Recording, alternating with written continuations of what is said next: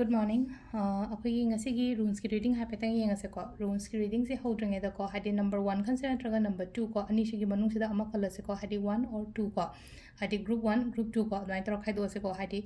number se ha number do ina choose to bira se ko hadi symbol da khan bana ta ba number do hana khala matung da adugi matung symbol do ko ko sida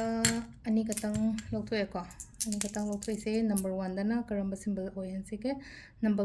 1 gi symbol na sida leire ko first ki symbol sina sida leire aduga group 2 gi symbol na sida leire ko koisa group 1 group 2 ko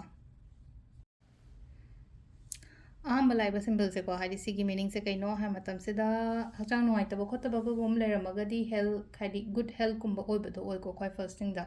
hadi healing gumba oirakpane hairasine ko hadi problems lemade problems gi solution gumba kai gumba lakpani khangde hachang nuairam dabani khangde nuairakpa khotpa adumai tor lai ko hadi pangan hai tare ko hadi isha kankhatpa khotpa adumai na oina oi ko ngasi gi oina hairagadi isha hadi isha sokthaba khotpa leirame na khalase isha je kankhalakpa hai tare ko isha kankhalakpa adu gumba leire ko hadi good health gumba kai gumba hai tare amuka hena ketang अखोगी problems and हाई तो problems कुंबा कई गुंबा लेरमगा जो healing तौरपा खोटपा अदुमाइन तौरगा लाइको हादी ख्वाई फर्स्ट की अखोगी रून्स की मीनिंग से अनीसुबा रून्स की मीनिंग से नमु कइनो हाई कांसिदा खतंग को Hadi ngasi gi na Hadi spiritual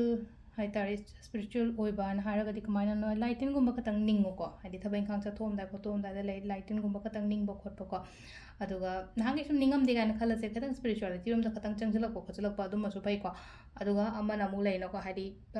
ahana mandagi blessing harasine ko hadi aigi mathak thongba aigi parents dagi oiro natraga akoigi sagagi garigi ahandagi ko aingonda blessings oiro natraga aingonda kaino ma mateng pibirakpani khangde amani khangde adumai tor lai ko aduga hadi akoigi property gi kaigi matang daga haise ko lam gari kra adum bagi oi taraga su adugi aingonda ga sum hanga yenaraga leiba pot kumba leragadi adugi pot sing du hadi clear raga aingonda lakchaba khotpa adumaina oina oi ko aduga hadi pochai noba lepke khotke kaina plan ga tawba khoppa su yaraba matamne ko hadikse ado sida lere koigi ngasi gi oina runes ki reading se ma'am thank you